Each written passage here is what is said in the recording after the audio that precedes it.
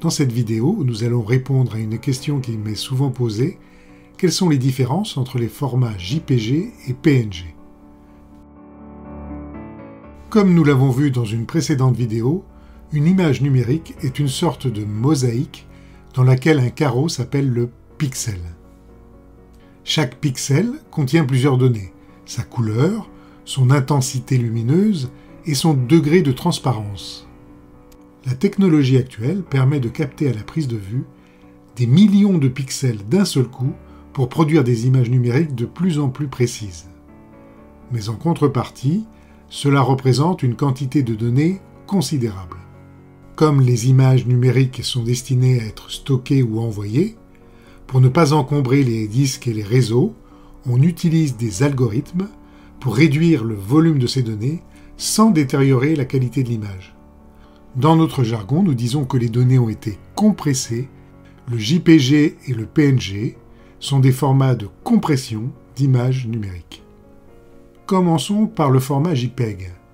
On dit JPEG, mais on écrit JPG.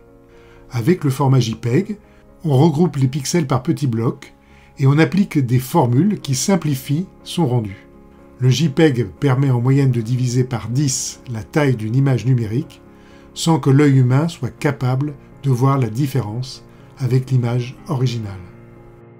Voilà pourquoi le JPEG est le format le plus couramment utilisé en photo numérique. Toutefois, il faut noter qu'on perd avec le JPEG de façon irréversible certaines informations de couleur et de pixels captés à la prise de vue.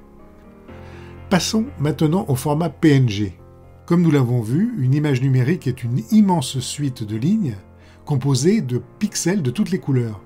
Avec le format PNG, nous allons optimiser cette suite de couleurs. Je vais vous expliquer cet algorithme en ne prenant que quelques pixels rouge, vert et bleu. Rouge, rouge, rouge, rouge, rouge, rouge, vert, vert, vert, vert, bleu, bleu, bleu. J'aurais pu écrire tout simplement 6 rouges, 4 verts, 3 bleus. Je suis ainsi passé de 13 caractères à 6 caractères. Vous noterez d'ailleurs qu'on évite la perte irréversible des données, car à partir de la suite 6 rouges, 4 verts, 3 bleus, je peux reconstituer la suite de points rouge, vert, bleu d'origine. Voilà de façon simplifiée le principe des algorithmes utilisés pour le format PNG. Mais l'algorithme PNG compresse beaucoup moins bien une photo qu'en JPEG. Une photo en PNG est plus lourde qu'en JPEG. En revanche, pour les images qui affichent une palette de couleurs plus réduite, l'algorithme utilisé dans le PNG est plus performant. C'est le cas des logos, des schémas ou des illustrations. Si vous ajoutez à cela que le PNG gère très bien la transparence, ce qui est très utile pour intégrer une image dans une présentation interactive, cela explique qu'on l'utilise principalement sur le web ou dans les applications mobiles. En résumé, le format JPEG perd des informations captées à la prise de vue, mais c'est le format le plus utilisé pour les photos que vous échangez entre amis. Les photos sont légères avec une excellente qualité de restitution pour l'œil humain. Le format PNG ne perd aucune donnée, il est principalement utilisé pour les schémas et les illustrations, ou lorsqu'on a besoin d'utiliser la transparence sur les photos, donc principalement sur le web ou pour les applications mobiles.